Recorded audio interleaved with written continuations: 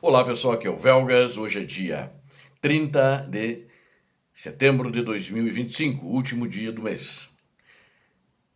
3 meses para acabar o ano. Bom, vamos ver hoje aqui. A Rússia não está bem na Ucrânia. Nós já sabemos isso, mas precisamos destacar alguns pontos que eu acho importantes. Só quem acha que ela está bem são os propagandistas da Rússia, né? E aqui no Brasil, né? Talvez na Europa, nos Estados Unidos, os propagandistas deles, que nem na Rússia eles acham que está bem. Os propagandistas lá, né? E Putin, outro assunto, que é cruel sequestrador de crianças ucranianas. Um assunto muito importante, que acho que vale a pena a gente reforçar e destacar aqui. O mundo precisa conhecer isso, em mais detalhes. Na realidade, eu quero pedir primeiro a vocês que inscrevam-se no canal, porque aqui vocês vão ver a verdade. Deem um like a todos vocês que estão assistindo. Eu conto com vocês também para compartilharem o maior número possível de pessoas. E também peço que façam seus comentários, que são sempre bem-vindos. Eu conto com vocês. Aqui vocês sempre verão a verdade. Muito obrigado. O que está acontecendo, que não está bem, equivale à derrota na guerra. E vocês viram já o meu vídeo anterior, quem assistiu o vídeo anterior, fala que sabe que virou um caos. É por causa do quê? Da economia. Os bombardeios ucranianos, é claro, em cima de alvos da economia, os principais, que são as refinarias, gasodutos, oleodutos, etc. Mas hoje a Rússia está vivendo uma coisa equivalente à derrota, na minha avaliação.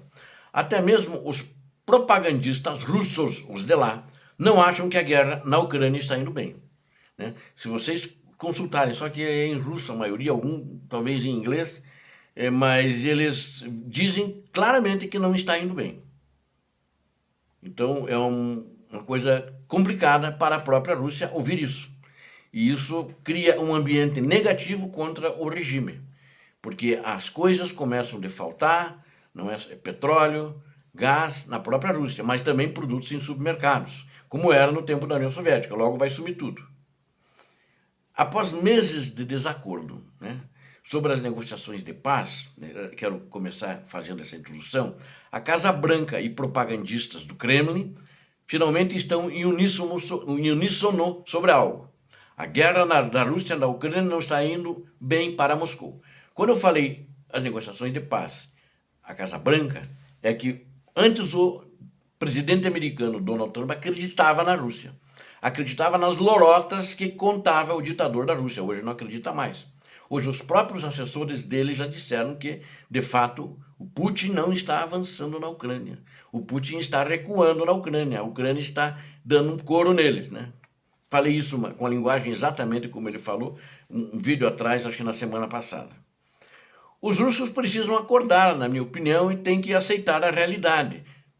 Né? Muitas pessoas continuam morrendo e os russos não têm mais o que mostrar, né? E o vice-presidente dos Estados Unidos da América também foi nessa linha, falando isso no dia 28 de setembro, né? Numa entrevista à imprensa repercutiu.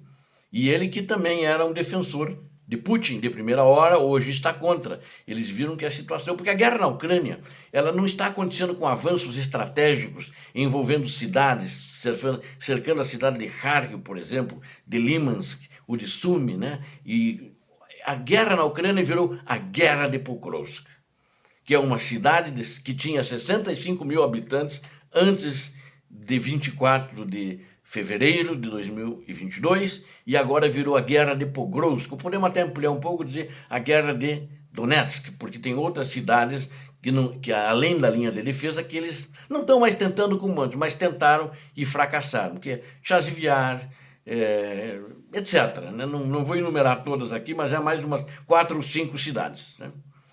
E, sem dúvida nenhuma, a Rússia gastou milhões, talvez bilhões, em bombas, mísseis, munições, vida, e praticamente não ganharam nada ano passado, esse ano. O avanço foi muito pouco, por causa da guerra de Pokrovsk. Dá até para mudar o nome dessa guerra. Não existe mais guerra na Ucrânia. Falando assim, não que existe. Tem tropas lá, fazem uns movimentos, mas não tem avançado. Os russos estão muito ruins para isso. Já perderam moral, as tropas não estão felizes, estão desertando em massa, como já mostrei para você as outras vezes, e está aumentando a deserção. A continuar nessa velocidade, é estimado que até o fim do ano, em torno de mais 70 mil soldados em todo o teatro de operação russos vão desertar. A maioria passar para o lado ucraniano, se entregar e esperar o fim da guerra. É o que eles estão dizendo. Pela tendência estatística, né, de como vem acontecendo isso todos os dias e mês a mês. Agora, estes sentimentos não se limitam agora apenas ao Ocidente, né? A minha visão, que eu tinha já essa visão antes, e outros, né? Mas várias personalidades pró-Kremlin reconheceram que a campanha militar da Rússia está vacilando, ecoando as preocupações ocidentais sobre perdas crescentes e falta de progresso. Eles não estão progredindo, né? Nem Pokrovsky, que é a guerrinha particular do ditador. Pokrovsky, se ele conseguir tomar, parece que está cada vez mais difícil, ele não vai ganhar guerra por causa disso, não vai ganhar Donetsk por causa disso, né? Então, tem alguns propagandistas que apareciam às vezes aqui no canal acreditavam que sim, mas não vai, né? Como quando pegou Bakhmut, muita gente achava que não pegou, não refrescou nada. Advilka também não refrescou nada. Vuhledar também não refrescou nada. Ficaram um ano tentando cada cidade dessas e tiveram milhares de perdas, apenas isso. Só tiveram prejuízo, né? O número estimado inclusive, nos últimos 3 meses, de junho, julho e agosto, de perdas, só nesses 3 meses, nessa guerrinha particular do Putin, 94.810 baixas dos soldados russos. Uma média de 1.030 por dia, para vocês verem. O que ele conseguiu? Nada. Pokrovsky continua lá, a fortaleza inexpugnável com a sua linha de defesa. A propagandista russa, Tatiana Montian, ela admitiu que há falta de soldados para operações ofensivas, alertando que o presidente Vladimir Putin pode ser forçado a anunciar uma nova onda de mobilização, se não houver um grande avanço nesta campanha de primavera-outono. Bom, meu filho, não houve grande avanço, né? Já terminou, ela quis dizer agora do outono até a primavera. Já terminou, não vai ter campanha, agora está em outono, está começando, já está frio, soldados já estão lutando agasalhados, só falta a primeira nevasca de novembro. Então já está frio.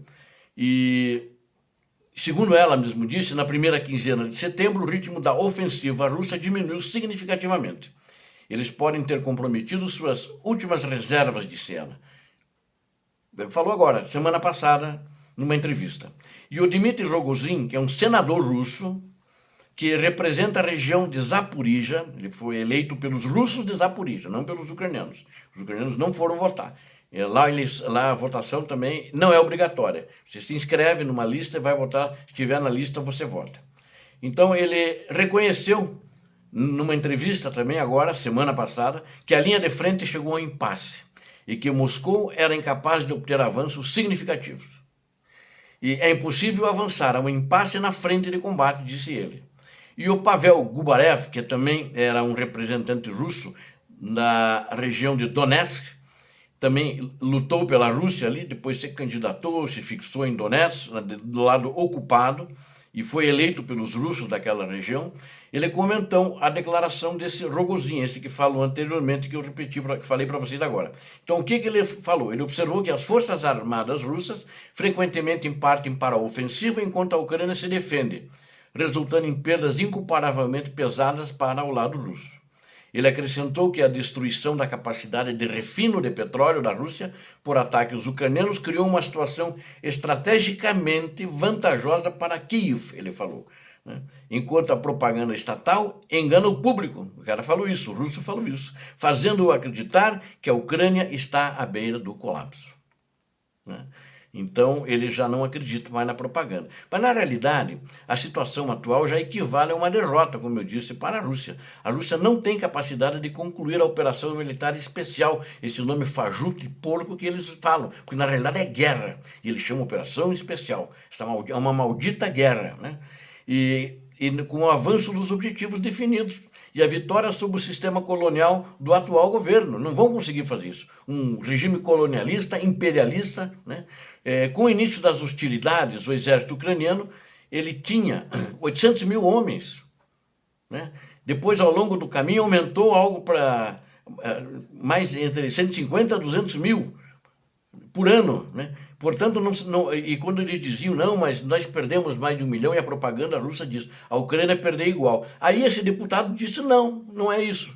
Ele mora na região, ele não é isso. Ele confirmou aquela diferença que eu dou às vezes para vocês, a cada... é 7-1, né? Na média, tem lugares, em Bakhmut era 17-1, foi assim, né? Em Advivka foi 15-1, para eles tomarem a cidade. E aí ele disse o seguinte, porque se fosse assim, igual a nós, o exército ucraniano simplesmente não existiria.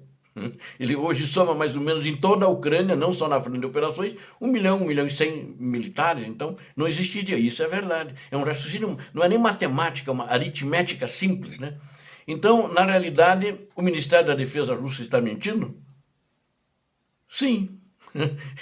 Sem dúvida nenhuma, eles estão mentindo. Aí que está a fake news que ninguém consegue entender, não raciocinam sobre isso, né? E é um grande erro, na realidade, eles subestimam na sua propaganda o exército ucraniano, que está mais bem preparado e muito mais profissional. Tem um especialista militar, ele é ex-oficial do Serviço de Segurança da Ucrânia, Ivan Stupak. Ele diz que se as palavras dos propagandistas russos realmente importam, elas serão refletidas na forma como as autoridades responderão a elas. Os propagandistas falam enquanto lhes é permitido. Se eles disserem a verdade e isso causar danos, veremos isso nas ações das autoridades russas contra eles. E ele acrescentou que tais declarações sugerem que os próprios russos estão ficando cansados e não estão prontos para lutar sem parar, ao contrário do que afirma o próprio Kremlin. Ou seja, ele reconhece com isso de que as baixas russas são aquela enormidade, e isso não dá felicidade nenhuma para a Rússia. Enquanto isso, o ditador russo, o cruel Putin, continua com o sequestro de crianças. E os Estados Unidos da América detalharam a máquina global de tráfico da Rússia em novo relatório. Até achei interessante porque eles tinham saído de um grupo, mas parece que voltaram a ajudar esse grupo que acompanhava isso. O relatório anual sobre tráfico de pessoas, de uma maneira geral, do Departamento de Estado dos Estados Unidos da América, condena Moscou por explorar migrantes, trabalhadores norte-coreanos e recruta sírios para alimentar a guerra, enquanto sequestra menores ucranianos. A Rússia foi identificada pelo Departamento de Estado dos Estados Unidos da América por uma política governamental ou padrão de tráfico de cidadãos ucranianos, um quadro contundente apresentado no recém-lançado Relatório sobre Tráfico de Pessoas, TIP, de 2025. O relatório, um placar global sobre a escravidão moderna, criticou duramente as ações de Moscou durante a guerra na Ucrânia, levando à designação contínua da Rússia como um país de nível 3, que é a classificação mais baixa reservada para governos que não fazem esforços significativos para eliminar o tráfico de pessoas, né? A descoberta do Departamento de Estado americano pinta um quadro sombrio de exploração dirigida pela Rússia, não apenas na Ucrânia, mas também envolvendo cidadãos de outras nações nesse relatório, colocando Moscou no epicentro de uma crescente crise de tráfico de pessoas. A seção mais contundente do relatório destaca o esforço calculado da Rússia para capturar e realocar crianças ucranianas. De acordo com autoridades americanas, as ações do governo russo envolveram a transferência forçada de dezenas de milhares de crianças ucranianas para a Rússia, uma prática que inclui afastar de seus pais ou responsáveis. O relatório é explícito. Esta política aumentou significativamente sua vulnerabilidade ao tráfico. Uma vez na Rússia, essas crianças são colocadas ilegalmente para adoção ou em famílias adotivas russas, essencialmente apagando sua identidade e laços ucranianos. Uma grande violação que órgãos internacionais já condenaram anteriormente, mas tem que, na realidade, ser mais pesado. Tem que fazer ações que essas crianças sejam devolvidas e isso não aconteça mais contra esse criminoso, cruel Vladimir Putin. Eu acredito que pode até haver abusos de crianças. É que a coisa fica fechada na Rússia e ninguém passa isso para frente, porque a Rússia é muito fechada, né? Repórteres internacionais lá, investigativos, não são permitidos. Nenhum tipo de repórter. As notícias que saem de lá são as dadas pela agência TASS e pelos propagandistas, e RIA Novosti, etc.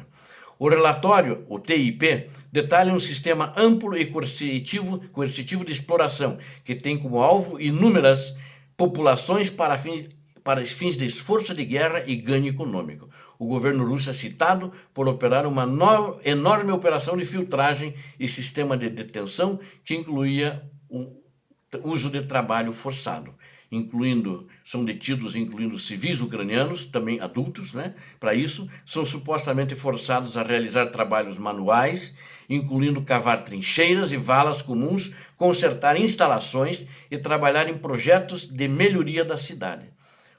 Sem receber nada, trabalho escravo. São forçados, recrutados, são colocados num caminhão, numa viatura e levam eles para fazer determinados trabalhos. Né? O decreto de lei marcial da Rússia em territórios ocupados concede explicitamente às autoridades o poder de forçar as pessoas a trabalhar para necessidades de defesa. Também há registros de que Moscou usou coerção e engano para recrutar e explorar soldados, incluindo condenados e estrangeiros do sul e centro da Ásia, Cuba e Síria, para lutar na guerra, muitas vezes com promessas de perdões e salários que nunca são totalmente entregues. Tem soldados que estão lutando lá, estrangeiros, que nunca receberam. As autoridades russas são acusadas de expandir os esforços para treinar crianças russas e ucranianas em territórios ocupados para possível recrutamento futuro, e relatos indicam que forças lideradas pela Rússia usaram crianças ucranianas como informantes e forçaram outras crianças a costurar roupas e bandagens para soldados russos e a consertar suas botas. Além disso, a Rússia é criticada por continuar a hospedar e explorar trabalhadores norte-coreanos. Não são os soldados na frente de combate, trabalhadores que eles trouxeram para trabalhar na indústria pela falta de pessoal, violando resoluções do Conselho de Segurança da ONU, com milhares deles submetidos às condições de trabalho forçado, sem serem rastreados quanto a indicadores de tráfego. Ou seja, este relatório, ele destaca inclusive apoio histórico da Rússia ao grupo Wagner, apoiado pelo Kremlin, que já recrutou e usou crianças soldados em lugares como a República Centro-Africana, embora o governo tenha facilitado o retorno de algumas crianças russas da Síria, que eram potencialmente vítimas de tráfico. Ele não relatou a triagem delas para indicadores de tráfico para o retorno, ou seja, a Rússia falha em proteger, a Rússia não protege, ela escraviza, ela sequestra, ela tortura, ela mata. Né? O governo russo, surpreendentemente, ele relatou 0 investigações sobre esses casos, 0 processos ou 0 condenações de quaisquer desses casos de tráfico, quer das crianças ucranianas, quer dos adultos que fazem trabalho forçado, ou de soldados que são enganados lá na África para virem trabalhar graciosamente para o exército da Rússia, dar o seu sangue, dar a sua vida pela Rússia, enganados. Obrigado a vocês que assistiram a este vídeo, eu conto com vocês, inscrevam-se no canal, aqui vocês viram a verdade. Deem um like porque vocês viram a verdade, também convido a todos a compartilharem com suas redes sociais e façam seus comentários. Deus abençoe a todos vocês, Deus abençoe a Ucrânia, Deus abençoe o Brasil. Não esqueça, aqui nós só veiculamos a verdade, este é o canal da verdade. Deus abençoe a todos vocês, Deus abençoe a Ucrânia, Deus abençoe o Brasil. Paz e bem, paz para toda a humanidade.